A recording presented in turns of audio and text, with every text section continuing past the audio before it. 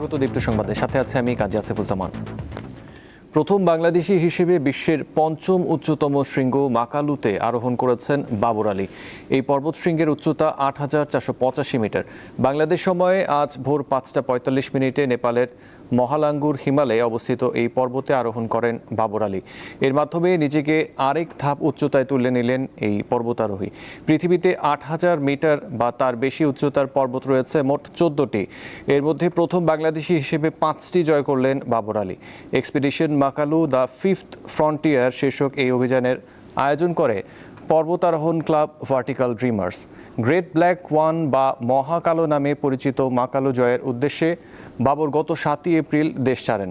প্রয়োজনীয় প্রস্তুতি শেষে ৯ এপ্রিল তিনি উড়ে যান টুমলিংটারে। সেখান থেকে গাড়িতে পৌঁছান সেদুয়া গ্রামে। এরপর পায়ে হেঁটে ১৮ এপ্রিল পৌঁছান উচ্চতর বেস ক্যাম্পে।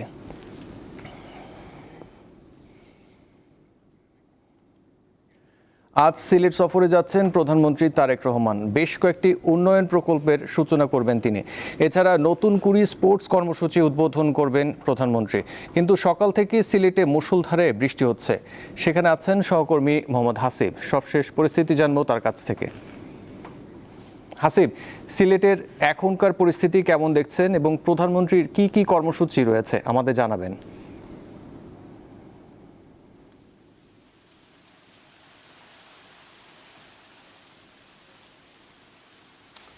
আসিফ, বেশ মধ্যরাত থেকে আসলে প্রচন্ড বৃষ্টি সিলেটে এবং বৃষ্টির পরিমাণ অনেক বাড়ছে।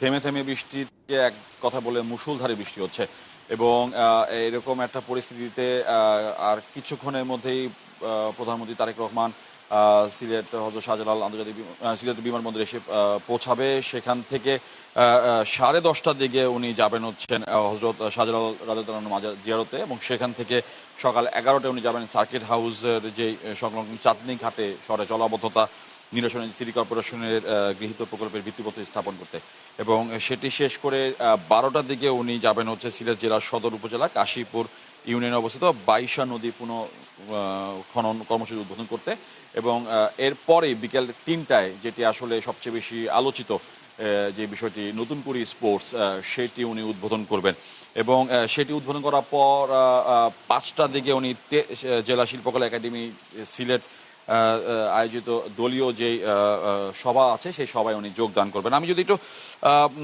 নতুন করে স্পোর্টসটা সম্বন্ধে একটু ডিটেলস বলি যে নতুন করে স্পোর্টসটা নিয়ে সিলেট জেলা স্টেডিয়ামে যে প্রস্তুতি রাখা হয়েছে তাতে আসলে যদি এরকম বৃষ্টিটা আসলে কন্টিনিউ থেকে যায় সেক্ষেত্রে হয়তো বা সিলেট জেলা স্টেডিয়ামের পাশে যেই জিমন্যাস্টিক যে স্টেডিয়ামটা রয়েছে জিমনেশিয়ামটা রয়েছে সেখানে আসলে হবে এমনটা আসলে আমরা যুব ক্রীড়া মন্ত্রণালয় থেকে জানতে পেরেছি কিছুক্ষণ আগে। আর তা না হলে যদি পরিবেশ ভালো থাকে সেক্ষেত্রে হয়তো বা আমরা দেখবো যে সিলেট জেলা স্টেডিয়ামে মাননীয় প্রধানমন্ত্রী এই নতুন করে স্পোর্টস উদ্বোধন করবে। নতুন করে স্পোর্টসে সারা দেশ থেকে মূলত 1,60,779 কিশোর কিশোরী রেজিস্ট্রেশন করেছেন। এর মধ্যে কিশোরের সংখ্যা 1,16,646 এবং কিশোরীর সংখ্যা 44,133। এর মধ্যে যে বিষয়টি থাকে যে 12 থেকে 14 বছর বয়সী কিশোর কিশোরীরা এখানে অংশ নিচ্ছে এবং 8টা ডিসিপ্লিনে তারা এই নতুন করে স্পোর্টসে রেজিস্ট্রেশন করেছেন। এর মধ্যে 15,324 জন আবেদন করেছে হচ্ছে সিলেট জেলা থেকে, যেটি সর্বোচ্চ। 9,305 জন হচ্ছে চট্টগ্রাম জেলা থেকে এবং 8,896 জন হচ্ছে ঢাকা জেলা থেকে। সব মিলে আসলে নতুন করে স্পোর্টসটা নিয়ে আসলে এক ধরনের পরিবেশ আমরা সিলেট যতটুকু আসার পর থেকে যতটুকু দেখেছি বেশ উৎসবমুখর পরিবেশ, কিন্তু বৃষ্টির বাগড়ায় আসলে এই অনুষ্ঠানটি কতটুকু সিলেট জেলা স্টেডিয়ামে করা যাবে সেটি আসলে একটা বিষয়। যদি তা না হয়, যেমনটা একটু আগে জানিয়েছিলাম যে জিমনেশিয়ামে হয়তো বা ইনডোরে হয়তো বা এই প্রোগ্রামটি আয়োজন করার একটি পরিকল্পনা রাখা হয়েছে যুব ক্রীড়া মন্ত্রণালয় থেকে এবং আয়োজকের পক্ষ থেকে। আগামী 13 থেকে 22 মে পর্যন্ত অঞ্চল ও বিভাগীয় পর্যায়ে এই নতুন করে স্পোর্টসের কম্পিটিশন চলবে। সব মিলে আসলে নতুন করে স্পোর্টসকে নিয়ে সিলেট জেলা স্টেডিয়ামে যে উৎসব, যে আমেজ, সেটি আসলে বেশ উন্মাদনা সৃষ্টি করছে, এমনটাই চোখে পড়েছে আমাদের কাছে। আসিফ। জি, সিলেট থেকে ছিলেন মোহাম্মদ হাসিব। হাসিব, আপনাকে ধন্যবাদ। পটুয়াখালীর কলাপাড়ায় 2 সন্তানের জননী মেহেরুন্নেসা উর্মি নামের এক নারী পুলিশ কনস্টেবলের মৃতদেহ উদ্ধার করেছে পুলিশ। শনিবার ভোরে টিয়াখালী ইউনিয়নের পশ্চিম বাদুরতলী গ্রামের ভাড়া বাসার 3 তলার একটি কক্ষ থেকে নিহতের মৃতদেহ উদ্ধার করা হয়। নিহত উর্মি বাউফল উপজেলার ইন্দ্রপুর গ্রামের বহিষ্কৃত পুলিশ সদস্য মহিবুর রহমান বাপ্পির স্ত্রী ছিলেন। এছাড়া সে পার্শ্ববর্তী আমতলী পৌর শহরের শাহজাহান মিয়ার কন্যা ও কলাপাড়া থানার কনস্টেবল পদে কর্মরত ছিলেন। পুলিশ জানায় উর্মি প্রায় 8 মাস আগে স্বামী বাপ্পি, 1.5 বছরের শিশু সন্তান ফারদিন ও 4 বছরের সন্তান ফারিস্তাকে নিয়ে পশ্চিম বাদুরতলী গ্রামের আমিরুল ইসলামের 5তলা ভবনের 3 তলায় ভাড়ায় ওঠেন। পারিবারিক বিষয় নিয়ে স্বামী স্ত্রীর মধ্যে প্রায়ই ঝগড়াঝাটি হতো। রাত 1:30টার দিকে বাপ্পি থানা পুলিশকে জানায় যে তার স্ত্রী ফ্যানের সঙ্গে গলায় ফাঁস দিয়ে আত্মহত্যা করেছে। পরে পুলিশ ভোরে ঘটনাস্থলে পৌঁছে নিহতের মৃতদেহ উদ্ধার করে। মৃত্যুর রহস্য উদ্ঘাটনে পুলিশি তদন্ত চলছে।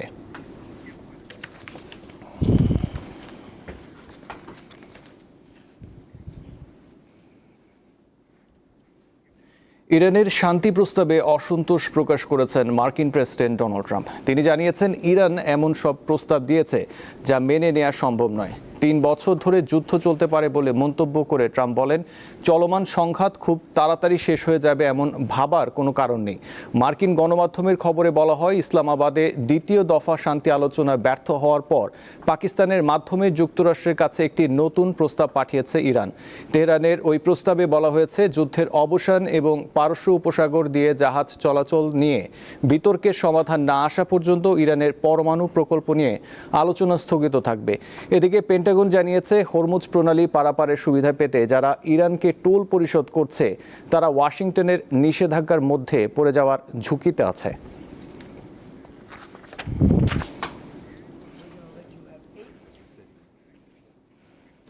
হরমুজ প্রণালীতে নৌ অবরোধ দীর্ঘ হবে, মার্কিন প্রেসিডেন্ট ট্রাম্পের এমন বক্তব্যে টালমাটাল বিশ্ব জ্বালানি তেলের বাজার। একদিনে তেলের অপরিশোধিত তেলের দাম প্রায় 8% বেড়ে $125 পৌঁছেছে, যা গত 4 বছরের মধ্যে সর্বোচ্চ। 21 শতকের শুরু থেকে বৈশ্বিক রাজনীতির টানাপোড়েন, যুদ্ধ এবং মহামারীর কারণে জ্বালানি তেলের বাজারে নজিরবিহীন উত্থান পতন দেখা গেছে। সম্প্রতি ইরানের ওপর যুক্তরাষ্ট্র ইসরায়েলের সামরিক হামলা এবং হরমুজ প্রণালীতে অবরোধের পর বিশ্ববাজারে জ্বালানি তেলের দামে ব্যাপক অস্থিরতা দেখা দিয়েছে। সবশেষ গত 30 এপ্রিল অপরিশোধিত তেলের দাম একদিনে প্রায় 8% বেড়ে $125 পৌঁছে, যা 2022 সালের পর সর্বোচ্চ। 21 শতকের শুরু থেকেই বৈশ্বিক রাজনীতির টানাপোড়েন, দেশে দেশে যুদ্ধ এবং মহামারীর কারণে অপরিশোধিত জ্বালানি তেলের বাজারে নজিরবিহীন অস্থিরতা দেখা গেছে। 2008 সালে রেকর্ড $150 কাছাকাছি পৌঁছানো থেকে শুরু করে 2020 সালে তেলের দাম ঋণাত্মকে নেমে যাওয়া, সব মিলিয়ে গত 2 দশক বিশ্ব জ্বালানি তেলের বাজারে দেখা গেছে অস্থিরতা। 2008 সালের 11 জুলাই ছিল জ্বালানি তেলের ইতিহাসের একটি অত্যন্ত গুরুত্বপূর্ণ দিন। বিশ্বজুড়ে মন্দা, যুক্তরাষ্ট্রের তেলের মজুত কমে যাওয়া, চীনের ক্রমবর্ধমান চাহিদা এবং ওপেকের সদস্য দেশ ইরান ও নাইজেরিয়ায় অস্থিরতার কারণে এদিন অপরিশোধিত তেলের দাম প্রতি ব্যারেল $147 বেশি দাঁড়ায়, যা এখন পর্যন্ত সর্বোচ্চ। তবে ওই বছরের ডিসেম্বরের দিকেই তেলের দাম ব্যারেল প্রতি কমে $30 থেকে $40 নিচে নেমে আসে। 2011 সালে ওয়েস্ট এশিয়া এবং উত্তর আফ্রিকায় গণতন্ত্রপন্থী বিক্ষোভ এবং বিদ্রোহের ঢেউ অর্থাৎ আরব বসন্তের কারণে এবং লিবিয়ার গৃহযুদ্ধের প্রভাবে অপরিশোধিত তেলের দাম $127 উঠে যায়। 2012 সালে ইরানের পারমাণবিক কর্মসূচিতে পশ্চিমা নিষেধাজ্ঞার ফলে তেলের দাম দীর্ঘ সময় $100 ওপর স্থিতিশীল ছিল। তবে 2014 সালে মার্কিন শেল অয়েল বাজারে আসায় অপরিশোধিত তেলের দাম $50 নিচে নেমে যায়। বৈশ্বিক জ্বালানি তেলের ইতিহাসের সবচেয়ে স্মরণীয় ও নাটকীয় বছর ছিল 2020 সাল। করোনা মহামারীর কারণে বিশ্ব স্থবির হয়ে পড়লে তেলের চাহিদা শূন্যের কোঠায় নেমে আসে, ফলে অপরিশোধিত তেলের দাম $18 নেমে আসে। এছাড়া মজুত করার জায়গা না থাকায় যুক্তরাষ্ট্রের ওয়েস্ট টেক্সাস ইন্টারমিডিয়েট তেলের দাম ইতিহাসে প্রথমবারের মতো মাইনাসে নেমে যায়, অর্থাৎ বিক্রেতারা ক্রেতাকে তেল নেয়ার জন্য উল্টো টাকা দিতে বাধ্য হয়েছিলেন। 2022 সালের ফেব্রুয়ারিতে রাশিয়া ইউক্রেনে আক্রমণ শুরু করলে বিশ্ব জ্বালানি তেলের বাজারে আবারও সংকট তীব্র হয়। সেই সময় ব্রেন্ট ক্রুড $120 ওপরে পৌঁছায়। রাশিয়ার ওপর পশ্চিমা নিষেধাজ্ঞা এবং করোনা মহামারীর পর বাড়তি চাহিদাই এই দাম বৃদ্ধির মূল কারণ ছিল। সম্প্রতি যুদ্ধ পরিস্থিতির কারণে অপরিশোধিত তেলের দাম $70 থেকে $120 পেরিয়ে গেছে। শুধু মার্চ মাসেই অপরিশোধিত তেলের দাম বেড়েছে 51%। যুদ্ধ দ্রুত সমাপ্ত না হলে এবং হরমুজে নৌ অবরোধ দীর্ঘ হলে এই দাম $200 ছাড়াতে পারে শঙ্কা বিশ্লেষকদের। এই শতকে যুদ্ধ, রাজনৈতিক অস্থিরতা, অর্থনৈতিক সংকট এবং মহামারীর মতো ঘটনাগুলোর কারণে বিশ্ববাজারে বারবার তেলের দামে বড় উত্থান পতন হয়েছে। ইরান যুদ্ধ দ্রুত সমাপ্ত এবং হরমুজ প্রণালী স্বাভাবিক না হলে তেলের বাজার আরও চাপে পড়বে, যার ফলে ভুগতে হবে গোটা বিশ্বকে, বলছেন বিশ্লেষকরা। ইশরাত সুমা, দীপ্ত বার্তা কক্ষ। সেতু আছে কিন্তু সংযোগ সড়ক নেই, তাই ঝুঁকি নিয়ে বাঁশের মই বেয়ে সেতু পারাপার করতে হচ্ছে বাগেরহাটের মোংলার 10 গ্রামের বাসিন্দাদের। এতে প্রতিনিয়ত ঘটছে দুর্ঘটনা। সংযোগ সড়ক না থাকায় সেতুর দুই পাশে বাঁশের মই দিয়ে এভাবেই চলাচল করছে দুই পাড়ের 10 গ্রামের প্রায় 30,000 মানুষ। এই চিত্র মোংলার সুন্দরবন ইউনিয়নের বাঁশতলা গ্রামের। পল্লী অবকাঠামো উন্নয়ন প্রকল্পের আওতায় পাখিমারা খালের উপর 6,32,00,000 টাকা ব্যয়ে 90 মিটার দৈর্ঘ্যের এই সেতুর নির্মাণ কাজ শেষ হয় 2021 সালে, কিন্তু এখনো শেষ হয়নি দুই পাশের সংযোগ সড়কের কাজ। বাধ্য হয়ে বাঁশের মই দিয়ে সেতুতে ওঠানামা করতে হচ্ছে স্থানীয়দের। সবচেয়ে বেশি ভোগান্তিতে পড়তে হয় নারী, শিশু ও শিক্ষার্থীদের।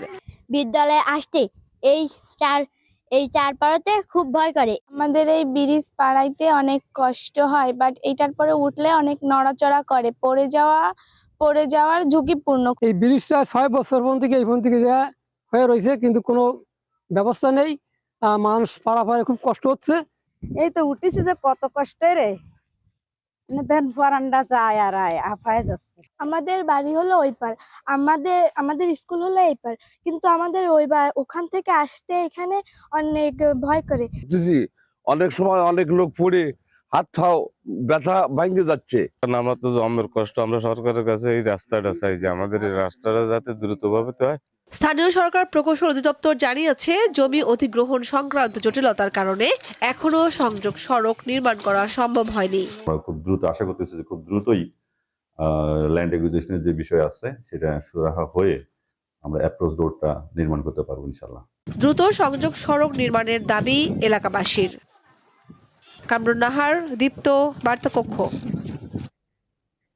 মোবাইল, বাইসাইকেল, ঘড়ি ও আংটি সহ বিভিন্ন বস্তুতে নাম ও ছবি এঁকে মানুষের মনে জায়গা করে নিয়েছেন কিশোরগঞ্জের শাহাবুদ্দিন। 70 বছর বয়সী এই খোদাই শিল্পী 43 বছর ধরে হাতের জাদুতে সবার আস্থা অর্জন করেছেন। তবে এখন কাজ ও আয় দুটোই কমেছে। ছোট হাতুড়ি আর বাটাল দিয়ে ঠুকে ঠুকে নিখুঁতভাবে লিখছেন মানুষের নাম, আঁকছেন ফুল ও পাখি সহ নানা চিত্র। 70 বছর বয়সী এই শিল্পীর নাম শাহাবুদ্দিন। তাকে ঘিরে কিশোরগঞ্জের আঞ্চলিক পাসপোর্টের অফিসের সামনে ভিড় লেগেই থাকে। মোবাইল, বাইসাইকেল, ঘড়ি, আংটি, ডিম, বৈদ্যুতিক বাল্ব ও সূক্ষ্ম সুয়ের মধ্যেও হাতের ছোঁয়ায় শৈল্পিক জাদু ফুটিয়ে তুলতে পারেন শাহাবুদ্দিন। 43 বছর যাবৎ এই শিল্পকর্ম করছেন শাহাবুদ্দিন। এই কর্মেই চলে তার সংসার। সুয়ের মধ্যে কাটার সময় সুয়ের মধ্যে লিখতে পারি এবং মুরগি ডিমের মধ্যে লিখতে পারবো। মুরগি ডিমের মধ্যে বাংলাদেশের মানচিত্র আঁকতে পারবো এবং বিশ্ব মানচিত্র আঁকতে পারবো এবং অন্যান্য জিনিস আর্ট করতে পারবো, আংটি পারবো আর কি। লেখাপড়া কম হলেও খোদাই শিল্পে আস্থা অর্জন করেছেন হাতের জাদুতে। তবে বয়সের ভারে কাজ এখন কমে গেছে, ফলে আয়ও কমেছে। আমার এই সংসারে এইভাবে কিছু কাজ করি এবং আমার ছেলেটা আছে মোটামুটি হেল্প করে। এখন 400-500 টাকা হয়, আগে 1000-1500 টাকা হতো, তখন কাজটা এখন কম। আমার আব্বা ছিল হোমিওপ্যাথি ডাক্তার, আমার বড় ভাই ঢাকা পাঁচটা হোমিওপ্যাথি ডাক্তার, আমিও 27 বছর হোমিও প্র্যাকটিস করি, আবার এই কাজও করি। আমার কাজের বয়স 43 বছর। বয়োবৃদ্ধ এই শিল্পীর নিখুঁত কাজে অনেকেই মুগ্ধ। আসছিলাম ফাস্টফুড অফিসে একটা কাজের জন্য, তারপরে দেখি উনি ফোনে বা ঘড়িতে খোদাই করে নাম লিখে। আমার ঘড়িটার মধ্যে নাম লিখাইলাম, চমৎকার হয়েছে নাম, খুব ভালো লাগলো। দেখে আমার ভালো লাগলো, আমিও আমার মোবাইলের মধ্যে খোদাই করা নাম লিখতেছি। বড় কোনো শিল্পী না হয়েও কিশোরগঞ্জের মানুষের হৃদয়ে জায়গা করে নিয়েছেন এই খোদাই শিল্পী। সঞ্জিতা প্লাবনী, দীপ্ত, বার্তা কক্ষ।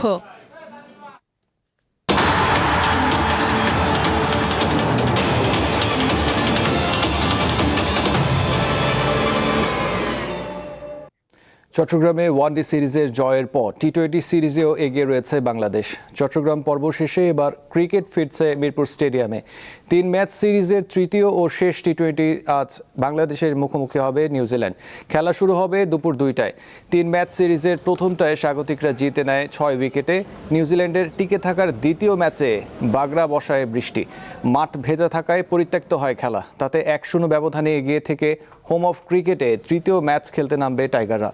অতিথিরা জয় পেলে সিরিজ হবে ড্র, আর লিটন বাহিনী জিতে গেলে ট্রফি থেকে যাবে বাংলাদেশে। হোয়াইট ওয়াশ এড়ানোর লক্ষ্যে আজ সিলেটে শ্রীলঙ্কা নারী দলের বিপক্ষে মাঠে নামবে বাংলাদেশের মেয়েরা। 3 ম্যাচ সিরিজের শেষ টি-20তে শুরু হবে দুপুর 1টায়। ওয়ানডে সিরিজের পর টি-20তেও প্রথম 2 ম্যাচ হেরে এরই মধ্যে সিরিজ হাতছাড়া করেছেন নিগার সুলতানা জ্যোতিরা। শেষ ম্যাচটি এখন কেবলই সম্মান বাঁচানোর লড়াই, তাই ঘুরে দাঁড়াতে চান তারা। মূলত ব্যাটিং ব্যর্থতার কারণেই সিরিজের আগের ম্যাচগুলোতে হারতে হয়েছে স্বাগতিকদের।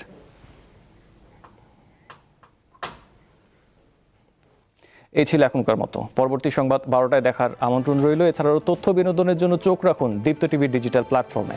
ধন্যবাদ।